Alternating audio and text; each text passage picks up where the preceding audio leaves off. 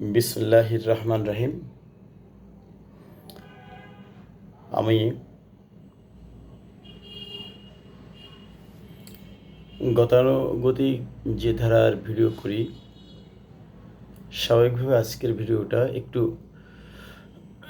ব্যতিক্রম ব্যতিক্রম এই জন্য যে আমি সাধারণত ধর্ম নিয়ে আলোচনা করি না, বা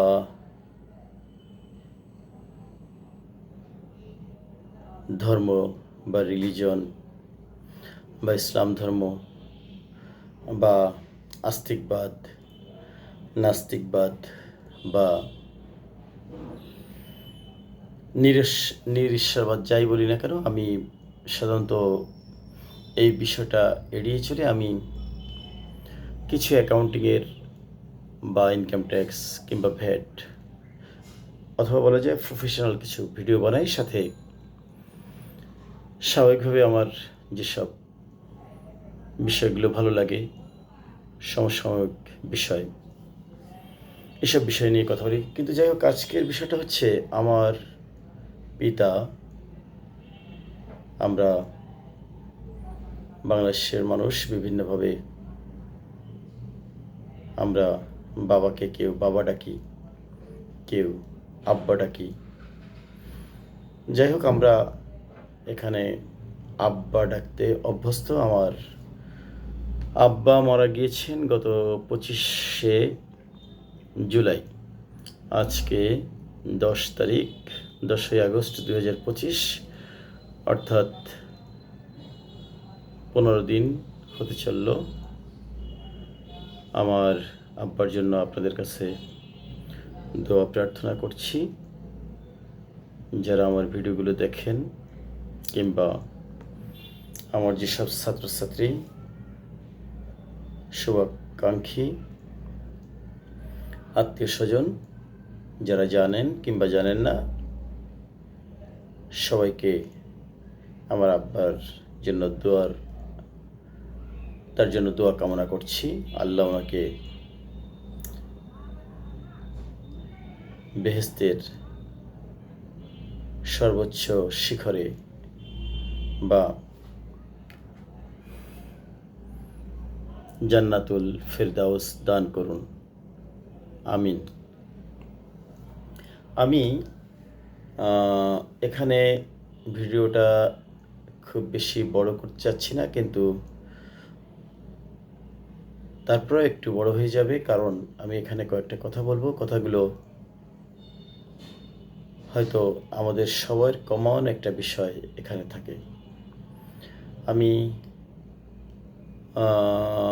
যেহেতু আমার বাবা প্রায় 80 ছুঁই কিংবা 80+ বয়সে পৃথিবী থেকে চলে গেলেন। গত 3 বছর আগে আমার মা পৃথিবী থেকে চলে গেছেন। স্বাভাবিকভাবে আমরা মা এবং বাবা দুজনকে হারানোর পর ব্যথাটা একটু স্বাভাবিকভাবে বেশি। কিন্তু 80 বছর বা 82 বছর বা 78, 79 বছর বয়সে যদি পিতামাতা পৃথিবী থেকে যান, স্বাভাবিকভাবে দুঃখটা একটু কম লাগারই কথা, কারণ আমরা এখন সকলে ম্যাচিউরড। কিন্তু তারপরেও পিতা বা বাবা বা আব্বা, আমরা যে নামেই অভিহিত করি, যার বিয়োগ ঘটেছে তার দুঃখ শুধু তিনিই বোঝেন। আপনি যদি পিতা হারিয়ে থাকেন তাহলে এই ব্যথা আপনার জন্য, আপনি যদি মাতা হারিয়ে থাকেন তাহলে এই ব্যথা আপনি বুঝবেন। আপনার যদি পিতা জীবিত থাকে তাহলে আপনার পিতা যখন পিতৃবিয়োগ ঘটবে তখন আপনি বুঝতে পারবেন যে এই ব্যথাটা আসলে কাউকে বোঝানো যায় না। স্বাভাবিকভাবে সন্তানদের ভিতর বাবা মার প্রতি টান, ভালোবাসা আপেক্ষিক হতে পারে, কারো কম কারো বেশি, কিন্তু মোটা দাগে প্রত্যেকটা মানুষের কাছে পিতা একজনই। আমার একাধিক সন্তান আছে, কিন্তু সন্তানদের কাছে কিন্তু আমি পিতা একজনই। যাই হোক, আমার পিতার কাছে আমার দায়বদ্ধতা আছে। সন্তান হিসেবে তার প্রতি দায়িত্ব পালন করতে পেরেছি অথবা পারিনি, অথবা তার চাওয়া তার পাওয়া সেগুলোর একটা চিত্র বা সিনারিও বা হিসাব ব্রেনে মাঝে মাঝে ভেসে উঠছে। স্বাভাবিকভাবেই মনটা ভারাক্রান্ত হয়ে যাওয়াটাই স্বাভাবিক। মনে হচ্ছে যে আরও হয়তো কিছু করতে পারতাম, অথবা আরও কিছু করা উচিত ছিল, অথবা আর একটু আন্তরিক হতে পারতাম, অথবা আরও কিছু তার জন্য করার ছিল। সারা জীবনে তার সাথে কি আচার আচরণ করেছি, কি ব্যবহার করেছি, কি দিতে চেয়েছি, কি দিতে পেরেছি, কি দিতে পারতাম, এগুলো মনে পড়লে স্বাভাবিকভাবে সন্তান হিসেবে মনটা বেদনায় ভারাক্রান্ত হয়ে ওঠাই স্বাভাবিক। যাই হোক, আমি আসল কথা আসি, আমি যেহেতু প্রফেশনাল ভিডিও তৈরি করি না, আমার এখানে ফ্যান ছাড়লে, এটা একটা মানে এসি রুম না, ফ্যান ছাড়লে একটা শব্দ হয়, এই জন্য ফ্যানটা বন্ধ করে ভিডিওটা করছি। যাই হোক, আসল কথা হচ্ছে যে আমরা যারা মুসলমান, আমরা মনে করি যে আমাদের এই জীবন যখন অবসান হবে, কোনো একদিন কিয়ামত অনুষ্ঠিত হবে। কিয়ামত অনুষ্ঠান হলে আমাদেরকে আবার পুনরুত্থান বা পুনরায় উঠতে হবে, আমাদের বিচার হবে। আল্লাহ বিচারের পরে কাউকে দোজখে, কাউকে বেহেশতে পাঠাবেন। এটা আমরা বিশ্বাস করি। আমরা কলেমার উপরে ঈমান এনেছি। আমরা বেহেশতের পরে, দোজখের পরে, আমরা ফেরেশতার উপরে, আমরা মহান রাব্বুল আলামিন এক, অদ্বিতীয় এবং তার কোনো শরিক নেই, এটা ঈমান এনেছি। রাসূল সাল্লাল্লাহু আলাইহি ওয়াসাল্লাম, হযরত মুহাম্মদ সাল্লাল্লাহু আলাইহি ওয়াসাল্লাম তার প্রেরিত রাসূল, এটা আমরা বিশ্বাস করি এবং দৃঢ়ভাবে বিশ্বাস করি, তাই আমরা মুসলমান। এখানে আমি নামাজ পড়ে উঠছি, তো ভাবলাম যে নামাজ পড়ার পরে ভাবলাম যে একটু কথা বলবো। আমার কথাগুলো একটু স্পেশাল হবে নিশ্চয়ই, যে কারণে কথাগুলো বলা। আমি মূলত যেহেতু লেখালেখি করি, আমার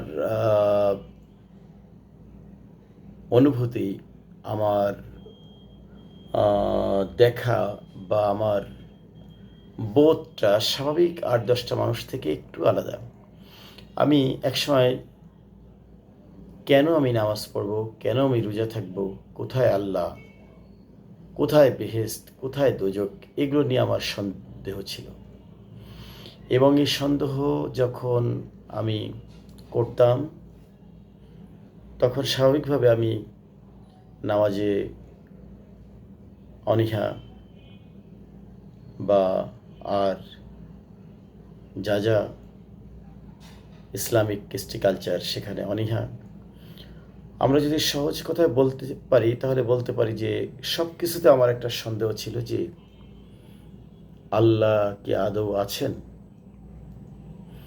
এবং এই মহাবিশ্ব সৃষ্টিতে আল্লাহর যে একচ্ছত্র আধিপত্য, কেন মানুষ তা কেউ স্বীকার করে, কেউ করে না। এটা নিয়ে আমার একটা দ্বিধা দ্বন্দ্ব ছিল। যেমন রবীন্দ্রনাথ, এত জ্ঞানী একজন বাঙালি স্কলার, কিংবা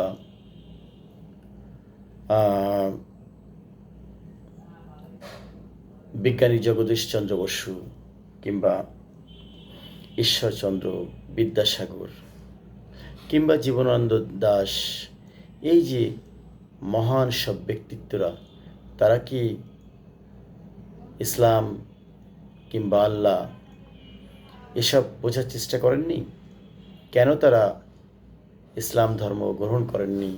কেন তারা এক ঈশ্বরে বিশ্বাস করেননি? কিংবা তারা আল্লাহর উপর পূর্ণাঙ্গ ঈমান আনেননি? যেমন এক ঈশ্বরের একটা ধর্ম রবীন্দ্রনাথ ঠাকুর বা তাদের পরিবার চালু করলেও তারা মুসলমান নন। তো যাই হোক,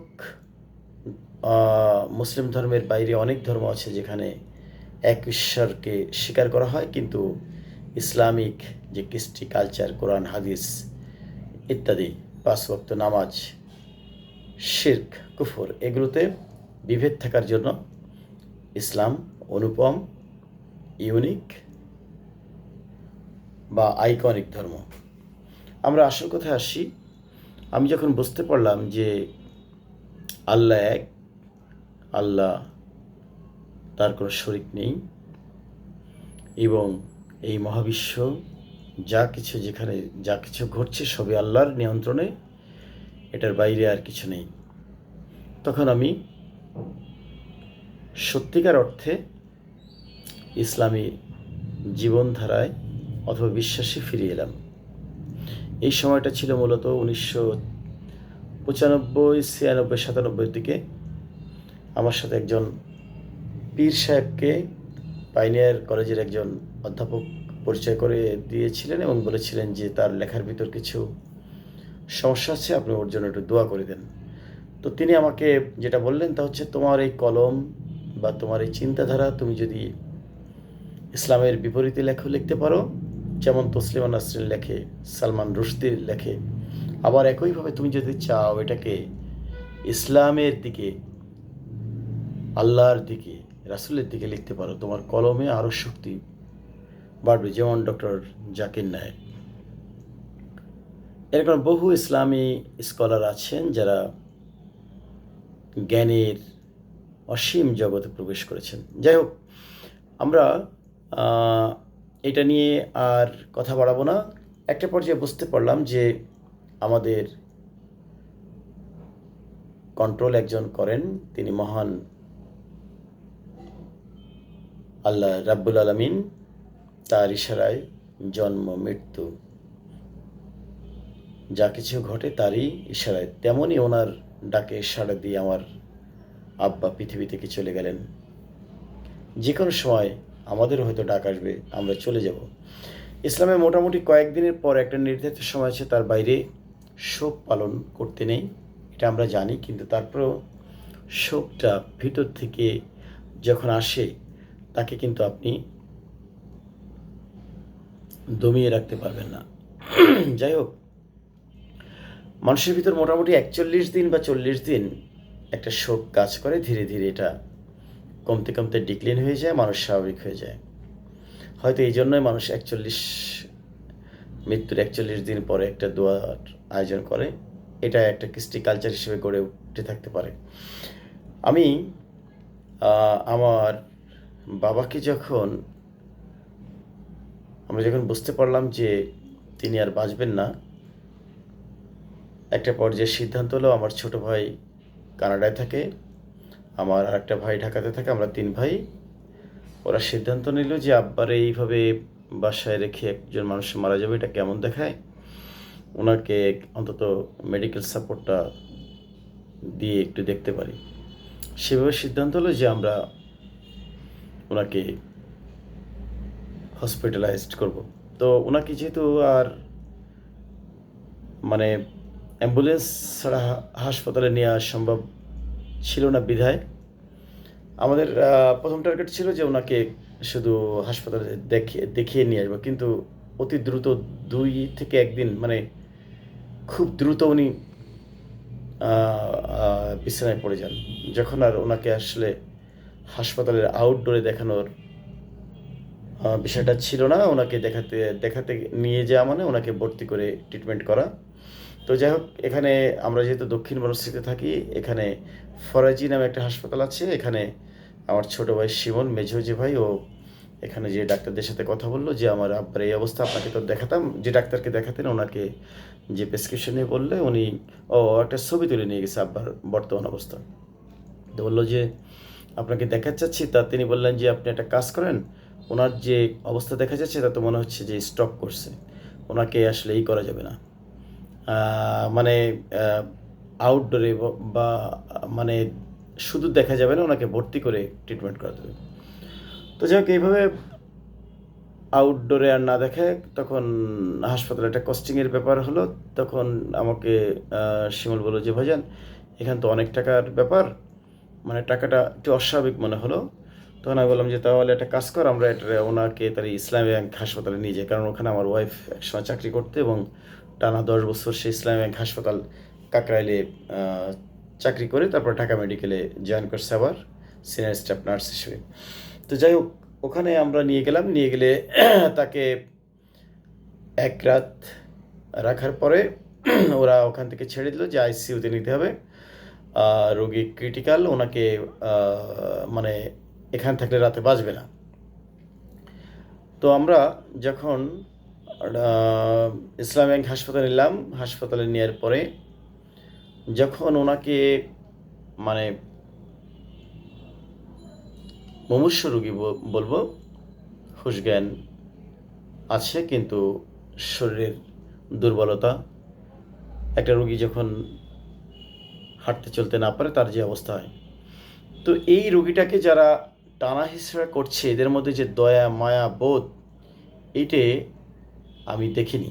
এই যে ওয়ার্ড বয় বা সাথে যারা সহযোগী, তারা এত জোরে জোরে তাকে টানা হিসরা এইভাবে টানা বা এইভাবে ফেলানো যে ট্রলিগুলোতে, উনি ওই অসুস্থতার ভিতর মানে তার চোখে মুখে সেই চিৎ মানে সেই মানে আর কি বলে এক্সপ্রেশন উনি ব্যক্ত করতেন। এবং আমি কখনো কখনো সেই ওয়ার্ড বয় বা যারা হেল্প করে তাদের সাথে ঝগড়াঝাটি করছি, কিন্তু অতি বাস্তবতা হচ্ছে এরা এই জাতীয় রোগীরে কোনো গুরুত্বই দেয় না। এরা খুব দ্রুত ওই এক্সরে মেশিনে এসে ধরে মানে উঁচু করে, যেভাবে আমরা তরি তরকারি বা 50 কেজি আলু যেভাবে আমরা মেরে দিই, 50 কেজি চাল আমরা যেভাবে মেরে দিই, এইভাবে নিচে চাদর দিয়ে টানি করে, মানে একটা অমানবিক ব্যবহার আমি দেখতে পেলাম আমার আব্বার সাথে করা হলো, যেখানে আসলে ওদের কাছে এই মুমূর্ষু রোগীটার কোনো দাম নেই, কারণ প্রতিনিয়ত ওরা কাজ করে, কাজ করতে করতে কিছুটা রোবোটিক মনের মতো ওদের মনে পরিণত হয়েছে। যাই হোক, এইভাবে আমরা ওখান থেকে শেষ পর্যন্ত আবার ঢাকা মেডিকেল নিলাম। ঢাকা মেডিকেলে নিলে ওই একই চিত্র, যখনই তারা কোথাও নিচ্ছে ট্রলিতে বা কিছু উঁচু করে ছেড়ে দিচ্ছে বা টানাটানি করছে, ফলে যেটা হলো তার নিতম্বের যে চামড়াটা বা পিছনে লুঙ্গির নিচে যে চামড়াটা, এই চামড়াটা থেতলে যায় একেবারে, খুব অমানবিকভাবে চামড়াটা ছেলে যায়। এবং যেহেতু আমি ওই জিনিসটা দেখতে পাইনি, খুব দ্রুত ওখানে 2-1 দিনের ভিতর ঘা ছড়িয়ে যায়। আমার এইসব কথা যখন মনে পড়ছে তখন স্বাভাবিকভাবে বুকটা ভেঙে যাচ্ছে। এটা আসলে বোঝানো যাবে না। আমি আমার বাবা মা মরে যাওয়ার পরে প্রায় 3 বছর ধরে চেষ্টা করছি তাকে কাছাকাছি রাখতে। কখনো কখনো সে বাড়িতে গিয়ে আমার বোনের সাথে, মানে বোন বাড়িতে থেকেছে, কখনো আমার কাছে থেকেছে। আমাদের দুইজনের মধ্যে টানাটানি হতো কি, আমি চেষ্টা করছি আমার কাছে রাখতে আর বোন সবসময় চেষ্টা করছে তার কাছে রাখতে। এই বাবার প্রতি ভালোবাসার কারণে আমাদের দুইজনের ভিতরে একটা কম্পিটিশন চলতো যে আব্বাকে আমার কাছে রাখতে হবে। সে চেষ্টা করতো তার কাছে রাখার, বিশেষ করে যেহেতু সে অসুস্থ, তার সেবা করার সুযোগ পাওয়াটাই ছিল মুখ্যত এখানে মূল বিষয়। আর আমার যেটা ছিল তা হচ্ছে আমার কাছে থাকলে সে ভালো থাকবে। কেন ভালো থাকবে? কারণ তার হাইজিনাল যে ব্যাপার প্রসাব বা পায়খানা বা পরিষ্কার পরিচ্ছন্নতা, তার মন খুলে দুটো কথা বলা ইত্যাদি ইত্যাদি আরও যে সব বিষয় থাকে সন্তানরা কাছে থাকলে যেটা হয়। যাই হোক, এরপরে আমি ঢাকা মেডিকেলে থেকে যখন নিলাম, নেওয়ার পর ওখানে একটা পর্যায়ে সিদ্ধান্ত হলো যে তাকে লাইফ সাপোর্টে নিতে হবে।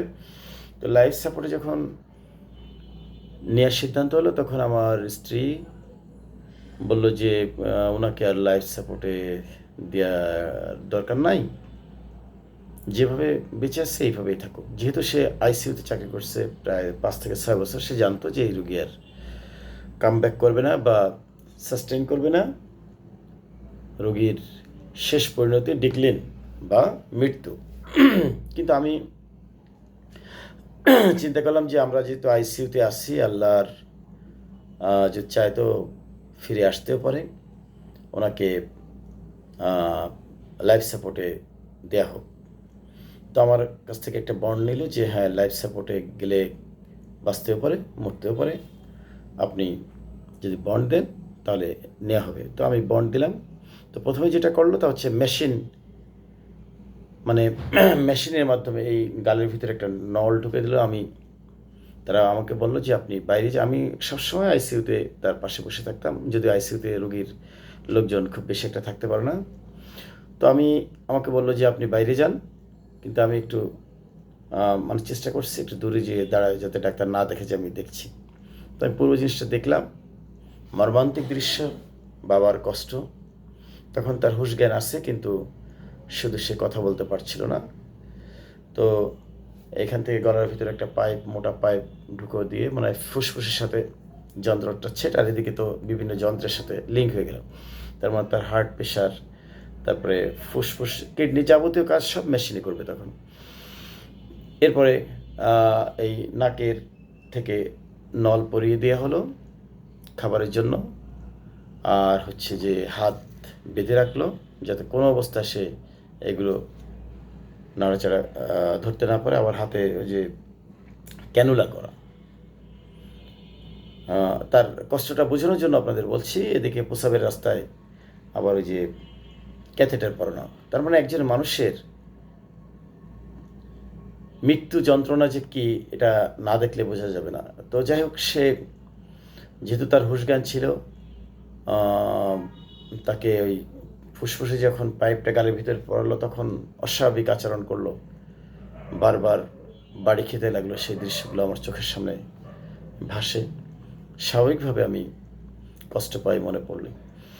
তো যাই হোক, শেষ পর্যন্ত আমরা তাকে ও তার হলো ওই যে ফিরে আসলেন, মানে উনি হুঁশ ফিরে ফেলেন। ওনার মাথাটা সম্পূর্ণ কাজ করলো। ওনার সুবিধা ছিল, উনি চোখে কোনো সমস্যা ছিল না, ওনার চোখ খুব ভালো ছিল, ডায়াবেটিস ছিল না। কানে একটু মাঝে সমস্যা ছিল, পরে সেটা ঠিক হয়ে গেল। কানে শুনতে কোনো সমস্যা ছিল না।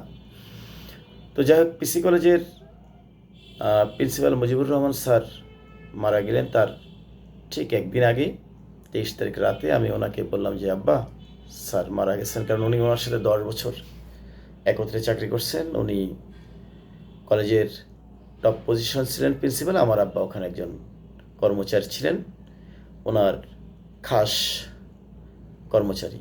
অর্থাৎ ওনার সার্বিক দায় দায়িত্ব সব স্যারের সমস্ত দায় দায়িত্ব আব্বা দেখতেন। অর্থাৎ বলতে পারেন পিএস থেকে শুরু করে যেখানে যা সব। তো আমাদের সাথে ওনাদের সম্পর্ক ছিল পারিবারিক, এটা আর আমি আর এগোতে চাচ্ছি না। স্যারের ছেলে আর আমি একসাথে পড়তাম, আমরা একসাথে পিসি কলেজে 2 বছর পড়ছি। তারপরে আজম খান কমার্স কলেজে একত্রে অ্যাকাউন্টিং অনার্স করছি, মাস্টার্স করছি। তো সেভাবেও আমার বন্ধু, আমাদের সাথে সম্পর্ক পারিবারিক ছিল। বাইরে থেকে যেটা শোনা যায় ব্যাপারটা এমন না। আমাদের সম্পর্ক ছিল স্যারের সাথে অত্যন্ত, মানে স্যার আমাকে তার সন্তান বলতেন। তো যেদিন ইন্টারমিডিয়েট রেজাল্ট বেরোলো, আমি কলেজ থেকে প্রথম বিভাগে পাশ করলাম। আমার আরও 2 ভাই, ওরাও পিসি কলেজ থেকে ইন্টারমিডিয়েট ফার্স্ট ডিভিশন পেলো কমার্স থেকে। তো উনি আমাকে জড়িয়ে ধরে বললেন, বাবা তুমি তো ঢাকায় যাচ্ছ। ঢাকায় ছিলাম তখন, আমি কোচিং করতাম ঢাকা ইউনিভার্সিটির জন্য। বললো কি যে তুমি একটা কাজ করবা, তুমি যেন ঢাকা শহরের লাল নীল বাতিতে হারিয়ে না যাও। তো লাল নীল বাতিতে আমি হারিয়ে গিয়েছি কিনা জানি না, তবে স্যারের সে উপদেশগুলো আমার হৃদয়ে গাঁথা আছে, আর আমার বাবার পরিশ্রম। আমার বাবা চাইতেন যেন আমি ঢাকা শহরের লাল নীল বাতিতে হারিয়ে না যাই, তার জন্য যা যা করা দরকার উনি সেটা জীবনভর করে গেছেন। এবং যেহেতু আমি কবিতা লিখি, সাহিত্য চর্চা করি, ট্রেডিশনাল আয় রোজগারের দিকে আমার তেমন আগ্রহ ছিল না, বিধায় আমি আমার এত লেখাপড়া থাকা সত্ত্বেও আমার ছোটো ভাইরা যেমন ভালো ভালো পজিশনে চাকরি করছে বা ভালো পজিশনে আছে, আমি হয়তো তেমন নাই, বিধায় আমার জন্য তার যে কষ্ট সেটা ছিল আজীবন, শেষ দিন পর্যন্ত।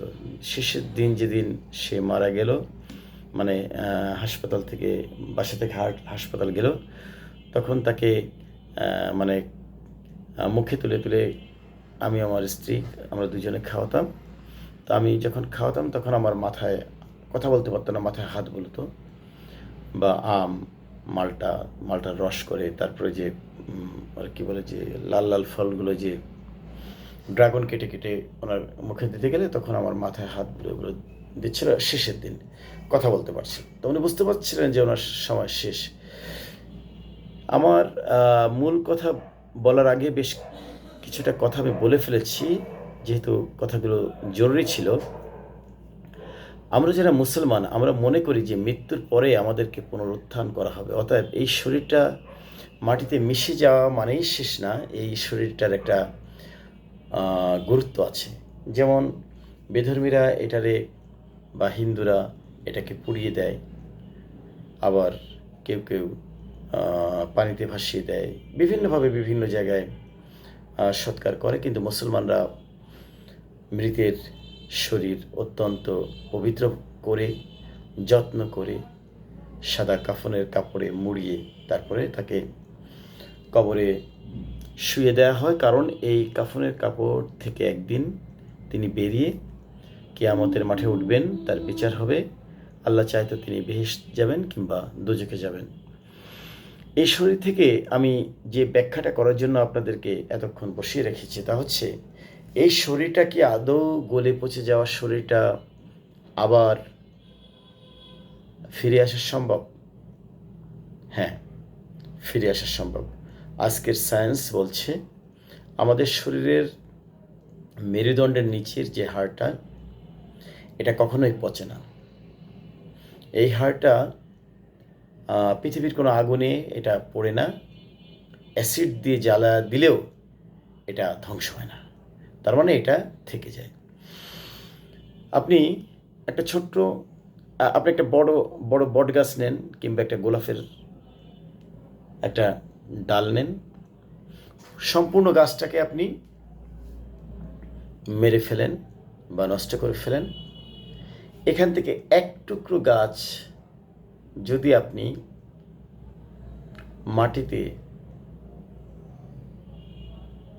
মাটির কাছাকাছি রাখেন বা মাটিতে রেখে দেন বা পানি দেন, তাহলে দেখতে পাবেন যে ওই ছোট্ট গাছটা আবার ধীরে ধীরে অঙ্কুরিত হচ্ছে, পাতা ছাড়ছে, বাকল ছাড়ছে, শাখা ছাড়ছে, বা একসময় আবার একটা পরিপূর্ণ গাছে রূপান্তরিত হচ্ছে। কিংবা একটা বীজ যদি আপনি দেখেন, সে বীজের ভিতর দিয়ে আবার একটা সম্পূর্ণ আস্ত গাছ পৃথিবীতে আমরা দেখতে পাই। কিংবা যখন গরমের সময় সমস্ত পৃথিবীর ফেটে চৌচির হয়ে যায়, সেখানে যদি পানি পড়ে তাহলে দেখতে পাবেন ওই মরুভূমি মরুদ্যানে পরিণত হয়। এইখানে হচ্ছে ইমানদারের বোঝার বিষয়, যে আল্লাহ মরুভূমিতে ফসল ফলাতে পারেন, গাছপালা আবার বিকশিত করতে পারেন, সে আল্লাহ অবশ্যই আমাদেরকে পুনরায় উত্থাপিত করতে পারেন।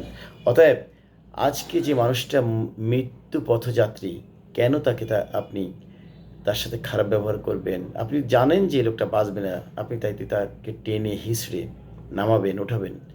এটি কি মানবিকতার পরিচয়? আমি আশা করব হাসপাতাল কর্তৃপক্ষ এই বিষয়গুলো গুরুত্ব দিবেন। মানুষের সাথে, বিশেষ করে মৃত্যু পথযাত্রীদের সাথে খারাপ ব্যবহার, প্রতিটা হাসপাতালের যে কমপ্লায়েন্স ডিপার্টমেন্টগুলো আছে বা ওয়ার্ডে যারা ডিউটি করেন, তারা যেন এই বিষয়গুলো নজর দেন, কারণ আমরা চাইলেই তো সব কিছু করতে পারি না। আমরা যারা রোগী কিংবা রোগীর সাথের লোক, আমরা চাইলেই সব কিছু করতে পারি না। যাই হোক, আমাদের পুনরুত্থান হওয়া সম্ভব।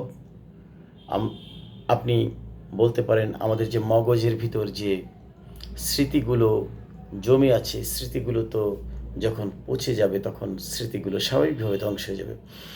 আপনি একটা জিনিস খেয়াল করেন, আজকের আধুনিক টেকনোলজি হয়তো সামান্য 50 কিংবা 60 কিংবা 100 বছর সর্বোচ্চ এই যে কম্পিউটার আবিষ্কার হয়েছে, কম্পিউটারে দেখবেন যে তথ্যগুলো বা ডাটাগুলো এখানে দেওয়া হয়, এই ডাটাগুলোকে আবার রিট্রাইভ করা যায় বা পুনরুদ্ধার করা যায়।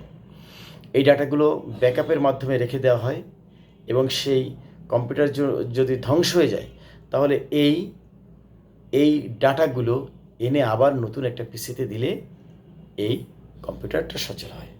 তাহলে আমি আপনাদেরকে সংক্ষেপে যেটা বুঝতে চাচ্ছি তা হচ্ছে, মৃত্যু অবধারিত।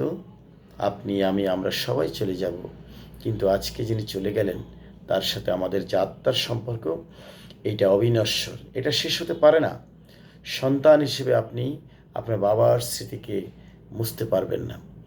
আপনার পরে যে প্রজন্ম আসবে তারা হয়তো তাকে মনে রাখবে না, কিন্তু আপনি যতদিন বেঁচে আছেন আপনি হয়তো মাঝে মাঝে ভুলে যাবেন, কিন্তু আপনি আপনার বাবাকে ভুলতে পারবেন না।